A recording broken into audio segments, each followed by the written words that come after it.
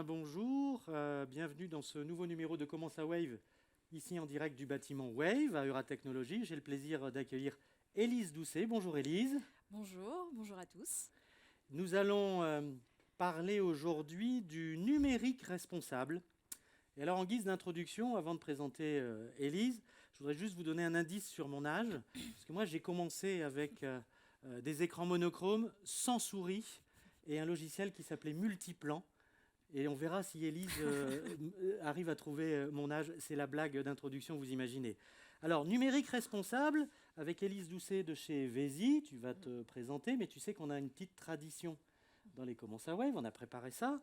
Si je te dis plutôt petite maison dans la prairie ou maison connectée? Je répondrai petite maison dans la prairie. Pas connectée, pas tant que ça. A-t-on besoin? Si je te dis plutôt mer, montagne ou ville? Alors, je répondrai plutôt campagne et mer, même si campagne ne faisait pas partie des options. D'accord, campagne, très bien. Et alors là, tu sais que c'est important. Quand on demande dans quelle ville du monde tu souhaiterais habiter, c'est que potentiellement, on peut aller refilmer un Comment ça Wave. Donc, tu dirais? Magnifique. Alors, j'aurais pas dit de ville en général, vu que j'étais beaucoup plus campagne, mais si je devais en dire une, je sais pas, je dirais Sydney, que je connais pas, pour aller voir les kangourous, ça pourrait être plutôt Ouais, sympa. c'est un peu téléguidé, ça, quand même. Sydney, c'est bien, il y a plein de gens qui le disent, c'est super. Et pour le kangourou, je sais pas s'il y en a à Sydney, mais, Bah, mais dans la banlieue, voilà, dans la campagne de dans la Sydney. campagne de Sydney. Ok, Élise Doucet, Vési, tu vas nous dire ce que c'est. Ouais. C'est quoi ton métier du numérique responsable? Alors, mon métier, donc je suis en charge de l'équipe numérique responsable au sein de Vési. Donc Vési, qui est l'acronyme de Vinci Énergie Système d'Information, qui est tout le département IT du groupe Vinci Énergie. IT, c'est de l'anglicisme. Oui, voilà, c'est le numérique. Le numérique, d'accord. Voilà. Et alors, ça consiste à quoi? En quoi de diriger une équipe de combien de tes missions? Alors, dans l'équipe, on est 5, donc j'ai 4 personnes sous ma responsabilité. Et notre objectif, c'est de rendre notamment le numérique de Vinci Énergie plus durable, plus responsable. Donc quand on entend parler de numérique responsable, en fait, il y a 3 facettes de cette terminologie, on va dire. La première, c'est ce qu'on appelle le Green IT, donc l'IT vert, s'il faut l'appeler vraiment en français. Durable, environnementalement durable. Voilà. Okay. Et en fait, ce qu'on appelle le Green IT, c'est vraiment se focaliser sur la réduction de l'empreinte environnementale du numérique. D'accord. Donc, ça, c'est le premier bloc. Ça, c'est le premier bloc, exactement. Le deuxième bloc, c'est comment on va pouvoir contribuer via le numérique, qui est aussi une solution. Comment on va pouvoir réduire l'impact environnemental de d'autres secteurs. En fait, le numérique a un impact, mais ça peut aussi, dans un autre penchant, ça peut aussi être une solution pour aider d'autres secteurs à réduire leur impact. Ça, c'est le deuxième bloc. Et le troisième, c'est toute la partie sociale, sociétale. Donc, comment, avec le numérique, on peut avoir des actions d'inclusion pour lutter, par exemple, contre la fracture numérique. Je suis ravi de voir que le troisième bloc ramène à l'homme, quand même. Tout à fait.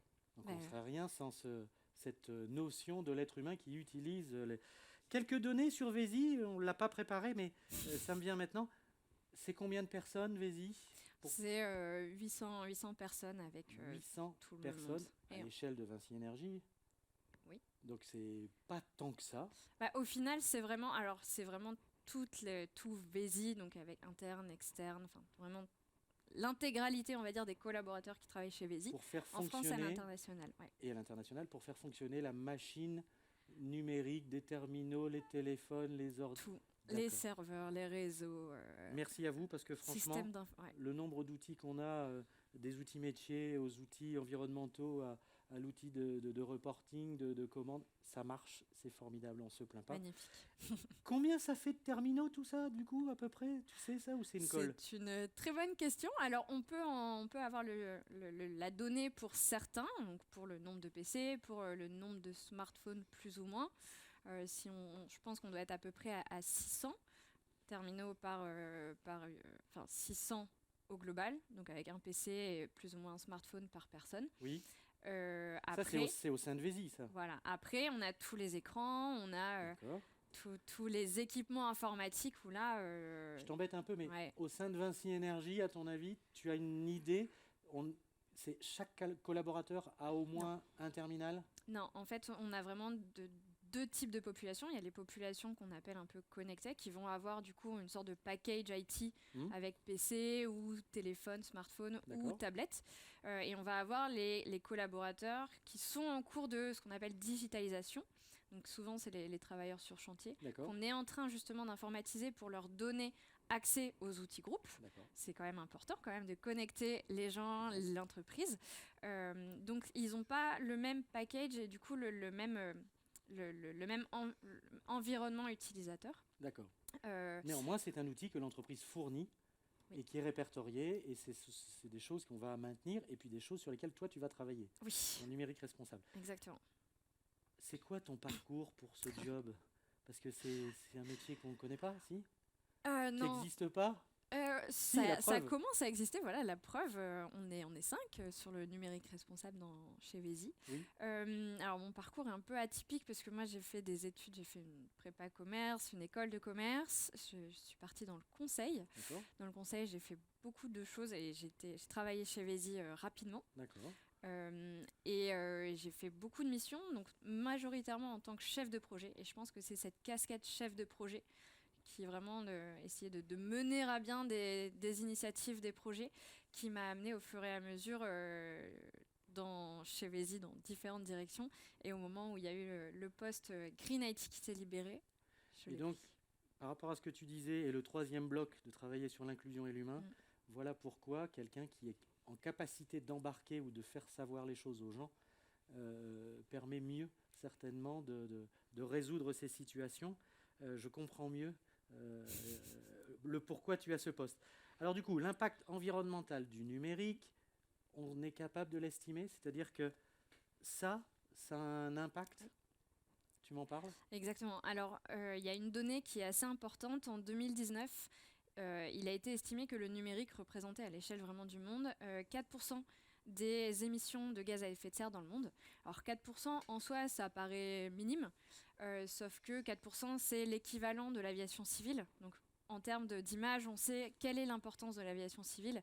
Au final, le numérique a autant d'importance. Et le point le plus important, c'est qu'en fait, avec la digitalisation croissante des populations, que ce soit dans la vie, on va dire, personnelle que dans la vie professionnelle, toujours comment dire, tous les nouveaux usages, les nouveaux types d'équipements, en fait, ce chiffre est en constante croissance. Et il y a des études qui montrent qui estiment qu'en 2025, on serait plus de l'ordre de 6 à 8%, qui correspond aux émissions du parc automobile dans le monde. Donc si on n'agit pas aujourd'hui pour essayer justement de créer un numérique durable, ça a une tendance un peu exponentielle. Alors, je t'interromps 2 secondes. Tu viens de dire que l'utilisation de tous ces terminaux, devices, je ne sais pas comment on les appelle, mais en tout cas la possession d'appareils liés au monde connecté, ça croît énormément. Donc comme ça génère des gaz à effet de serre, on génère de plus en plus de gaz à effet de serre. Tu as dit que ce serait à peu près l'équivalent du parc automobile, c'est ça que tu as dit? Certaines études D'accord. disent ça, effectivement. Par contre, on sait qu'aujourd'hui, les gaz à effet de serre sont liés au transport, donc l'automobile, au bâtiment, et ça représente un bloc de près de 70%. Donc on en est loin, mais néanmoins, comme c'est quelque chose en croissance, on fait un focus là-dessus pour éviter tout ça. Je ne sais pas si je l'ai bien reformulé. Est-ce que cet impact gaz à effet de serre, parce qu'on a une multiplication des terminaux, va en substitution d'autres choses? Parce que si on a plus de connexions, plus d'usages, plus de services, peut-être que ça permet de réduire d'autres choses. C'est peut-être pas ton scope, ça. Alors, ça fait partie de ce qu'on appelle un peu l'IT for Green. C'était le deuxième pilier que j'ai cité tout à l'heure, dans le sens où le numérique peut contribuer à réduire les émissions d'autres secteurs, par exemple en mettant des capteurs dans les bâtiments. On connaît ça à Wave. Voilà, c'est des choses où ça peut avoir un impact positif. Tout est une question de balance et surtout, il faut vraiment rester le plus éco-responsable et le plus durable possible. Pour être le plus éco-responsable, il faut savoir de quoi on parle. Tout à fait. Et ça doit être un gros bloc de ton job, c'est d'éduquer, de faire de la pédagogie. Voilà, exactement. En fait, une des problématiques qu'on rencontre beaucoup, c'est les idées reçues. Aujourd'hui, il y a énormément d'idées reçues qui sont communiquées très largement par des personnalités plus ou moins importantes. Je ne vais citer personne, mais voilà. Tu penses alors je ne demande pas des noms de gens, c'est pas ça, mais des gens qui ont pignon sur rue, qui sont connus, qui pourraient dire des bêtises, et c'est voilà. Dans les médias, et c'est affiché, voilà. Et pas spécialement des journalistes, ça peut être des people, des que sais-je, c'est ça? Des politiques. Des politiques aussi, okay. Donc on ne va pas, voilà. Oui, mais et vraiment l'important, c'est vraiment de comprendre les enjeux. Et en fait, pour les résumer, les enjeux tous les impacts environnementaux négatifs du numérique sont majoritairement liés à nos équipements. Donc à nos écrans, nos PC, nos smartphones, c'est 75% de l'impact du numérique. Le fait de les utiliser ou de les construire? Ça, c'est une très bonne question. Je finis juste sur mes 75%.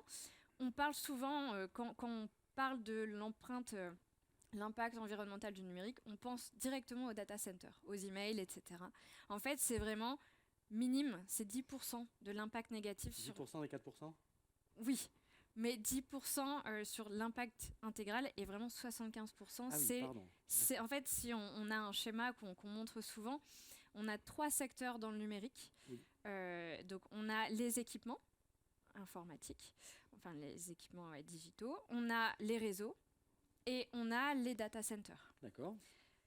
Quand on demande un petit peu, souvent on aime bien faire des quiz pour savoir quelles sont la perception que peuvent avoir les personnes de l'impact et du secteur qui représenterait l'impact le plus important. Tout le monde dit quasiment unanimement que c'est les data centers, et non, c'est vraiment les data centers, c'est 10%. On a 15% sur les réseaux. D'accord. Et on a 75% qui sont liés aux terminaux utilisateurs. Et pour répondre à ta question précédente, ce n'est pas le transport, ce n'est pas l'usage du tout des équipements qui est le plus néfaste pour l'environnement, c'est vraiment la fabrication. En fait, l'extraction des métaux, le fait de devoir utiliser beaucoup d'eau pour récupérer... Il y a une donnée là-dessus qui m'avait interpellé. C'est pas 800 litres d'eau pour un appareil? Voilà. Alors, c'est un des chiffres qui est communiqué par une des fresques du numérique. Je ne sais pas si je peux en parler, mais c'est un PC de 2 kg a besoin de 800 kg de matières premières en général pour être fabriqué, donc avec l'eau, avec les minéraux. On va s'arrêter 2 secondes. Ouais. Une machine de 2 kg, quand bien même elle rend de super services, hein, il faut 800 kg de matière brute pour la construire. Ouais. Je fais juste un parallèle, excuse-moi. L'agriculture, c'est pareil. Pour avoir un kilo de steak, c'est X litres d'eau, de blé, d'animaux immobilisés, si je puis dire. Et à un moment, on se dit, mais ça n'a pas de sens. C'est ça que tu es en train de me dire un petit peu? Oui, exactement. Ça n'a pas beaucoup de sens. Et c'est mieux formulé, mais oui, c'est exactement ça. Ouais. 2 kilos pour un appareil, c'est 800 kilos de matière première. D'accord. En sachant que... Et voilà, donc la fabrication des appareils, c'est ce qui pèse le plus fort. Mais alors du coup... Il ne faut pas les fabriquer. Faut pas... tu peux dire ça? Oui, je le dis. Il faut vraiment essayer, dans cette façon, dans cet état d'esprit un peu plus durable du numérique, il y a vraiment le message clé à retenir, c'est ne pas acheter neuf, ou vraiment essayer d'éviter au maximum d'acheter neuf, acheter de seconde main, faire réparer nos appareils, c'est vraiment le plus important, parce qu'au final, cette phase de fabrication est mais moi j'ai envie d'être à la mode, j'ai envie d'avoir le dernier truc. Mais ça, c'est psychologique. C'est du statut social, c'est comme la voiture. Est-ce qu'on en a besoin? Est-ce que aujourd'hui, je sais pas, un iPhone 11, est-ce qu'on voit la différence avec l'iPhone 13? Est-ce que concrètement, ça vaut le coup de voilà. Non, mais je partage ton avis, hein. On se chamaille, enfin on se chamaille pas, non, on s'envoie des petites piques, c'est le jeu, c'est le but des Comment ça Wave. Moi je suis d'accord avec ça. En entreprise, chez Vinci Énergie, c'est plutôt vertueux, parce que ça doit être aussi le fruit de ton travail. On passe par des sites type back market pour prendre du matériel qui est à réutiliser. C'est bien, c'est pas bien? Aïe. Alors j'ai dit une bêtise peut-être? Alors Alors, effectivement, c'est dans cette gestion plus responsable des équipements, on va avoir donc 3 axes. On va avoir tout ce qui est réparation, seconde vie. Oui. On va avoir des achats plus responsables. Dans les achats plus responsables, les achats d'équipements de seconde vie qui sont remis à neuf, donc reconditionnés, c'est super important. Oui. Donc, il y a un reconditionneur très connu qui a été cité, qui est pour du B2C, donc directement au niveau du particulier. Sauf que nous, on est une entreprise, on a des contraintes de sécurité qui sont extrêmement importantes. C'est l'enrôlement. L'enrôlement, par exemple, voilà, l'enrôlement dans le MDM. Comme ça, on va directement jusqu'au bout. Voilà, en fait, on est vraiment, aujourd'hui, une des principales problématiques que rencontrent toutes les entreprises, c'est vraiment les cyberattaques, la cybersécurité. Et en fait, l'environnement ne doit pas être en opposition. Exactement, en opposition à la cybersécurité. Il faut vraiment sécuriser nos appareils tout en les achetant reconditionnés. Je t'ai pas interrompu, mais l'enrôlement, le MDM, ce sont des noms un peu barbares, mais une entreprise, quelle qu'elle soit d'ailleurs, mais de la stature d'un Vinci, est attaquée régulièrement. Et donc, il faut que nos appareils soient enregistrés, préparés, sécurisés, en laissant toute la liberté à l'utilisateur de faire fonctionner son appareil. Mais du coup, ce sont des contraintes. Et on veut maîtriser tout ça pour éviter les attaques informatiques. Je ne sais pas si je l'ai bien dit, mais c'est par rapport aux termes d'enrôlement et de MDM. Oui. C'est pour essayer d'être pédagogique. On doit sécuriser nos équipements. Voilà. Et donc, la réutilisation, la seconde vie, chez nous, c'est ça qui peut poser souci. On ne peut pas tout faire. Alors, on veut tout faire. Oui, bien sûr. On veut tout faire parce qu'il y a énormément de choses à mettre en place par rapport à la seconde vie, par rapport aux achats plus responsables. C'est un sujet, donc on a lancé une petite phase de test pour justement voir ce que ça donne, d'intégrer des appareils reconditionnés sur nos périmètres. Mais cadrés et organisés. Mais cadrés avec un prestataire qui sécurise les devices. Un cahier des charges. Un cahier des charges. Tout est bien ficelé. Justement, ça a pris du temps, un peu de temps. Mais normalement, tout est bien cadré et sécurisé à ce niveau-là. Et au niveau de la gestion de la seconde vie ou de la fin de vie de nos équipements, là-dessus, la problématique est un peu plus délicate en tant que VESI pour gérer ça, parce que une des particularités de Vinci Énergie est la décentralisation. On sait que chaque entité est très spécifique, a son fonctionnement très spécifique.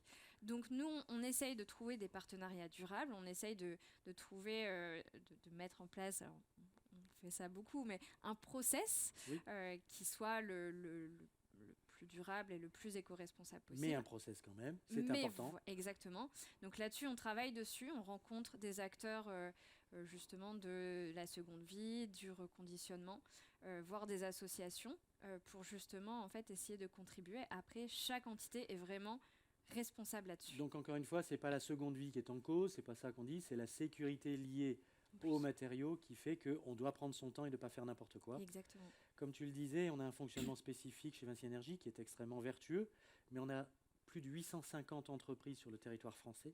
Donc potentiellement, c'est 850 dans le monde. Voilà.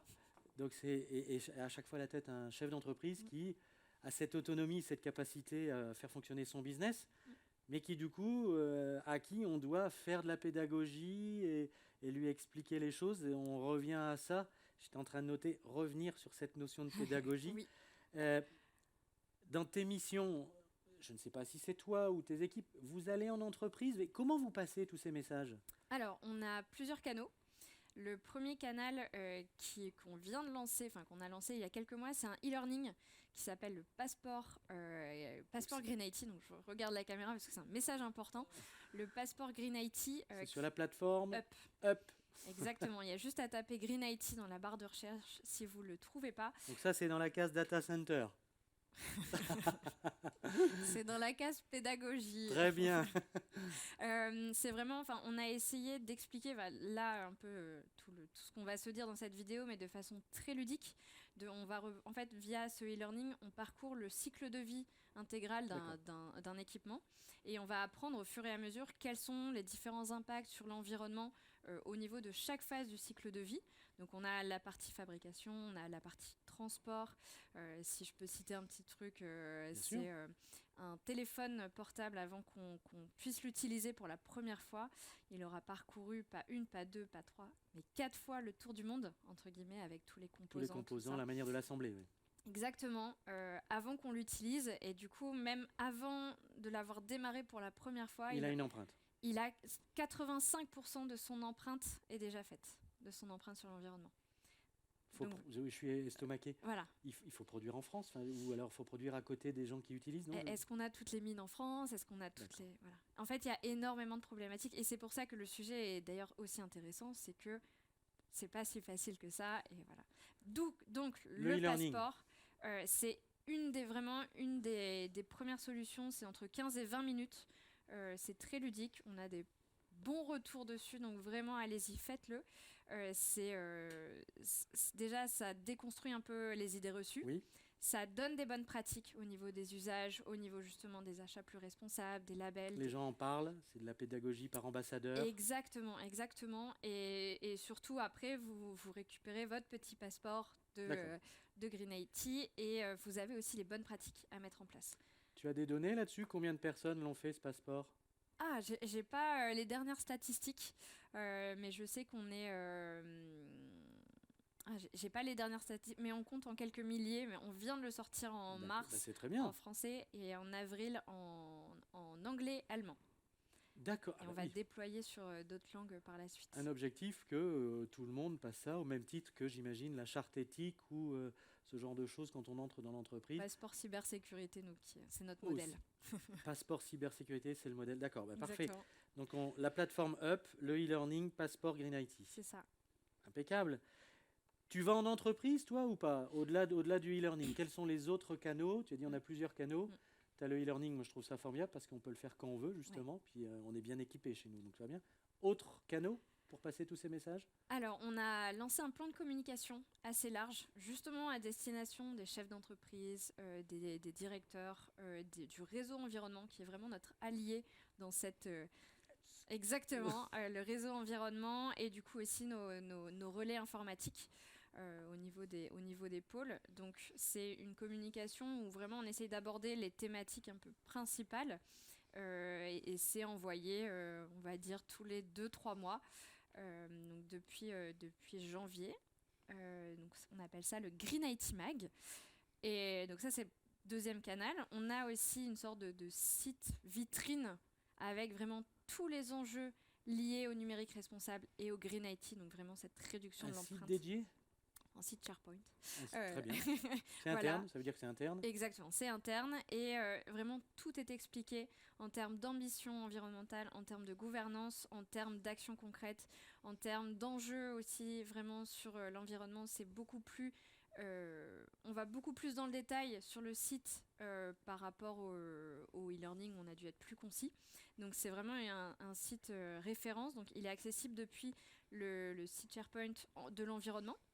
Site environnement chez Vinci Énergie. Donc on a une petite brique Green IT. Si on clique dessus, on a... On va mettre ça à l'écran, bien sûr, et puis on va faire suivre ça pour tous les gens qui nous écoutent. Tu l'as dit très rapidement, on l'a pas entendu, une fresque numérique? Fresque du numérique. Oui. Fresque du numérique, ouais. C'est toi qui étais aux manettes là-dessus? Pas du tout. Pas du tout. C'est comme la fresque du climat. D'accord. Donc ça commence à se démocratiser, donc j'en parle, qui est vraiment sur les enjeux climatique, le changement climatique et vraiment essayer de comprendre tous ces enchaînements qui sont assez importants. Cette fresque, moi c'est là où j'ai vraiment pris conscience que je voulais vraiment travailler là-dedans. C'est bien. Donc la fresque du climat, elle est vraiment très importante. Je la vois juste en face en plus, c'est magnifique. Mais oui, c'est génial. Voilà, et en fait elle a été déclinée en plusieurs. Donc il y a la fresque du numérique, d'accord. Fresque, voilà. Ça c'est bien parce que j'allais te proposer, comme moi je suis formateur de la fresque du climat. Ah. Donc je suis ravi, je t'ai laissé parler, mais je suis ravi que tu aies été concerné de cette manière. Un jeu, en effet, ça marche toujours bien, parce que les gens se prennent au jeu tranquillement. Ça dure 1 heure, 2 heures, on a le temps d'expliquer les choses, 3 heures s'il faut. Mais un jeu, ça fonctionne bien. Au-delà du e-learning et de tous les outils qu'on met à disposition, c'était ma petite remarque perso. Donc, prise de conscience, pédagogie, des astuces à mettre en place. Comme ça, tu aurais... Allez, en bullet point, là, tu as 3-4 astuces à nous bombarder? J'allais revenir sur la partie venir en entreprise, mais je peux vas-y, viens en entreprise, on t'a pas vu. Voilà, non, si, je suis là.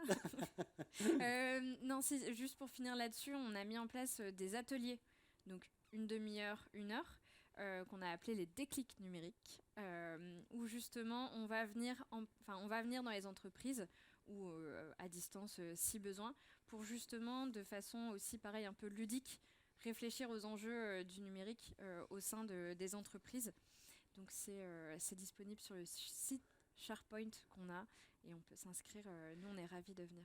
Mais c'est bien, parce qu'en effet, les gens en entreprise sont à bloc. Hein, leur job, c'est de faire tourner la machine, hein, d'aller voir les clients, de délivrer les chantiers.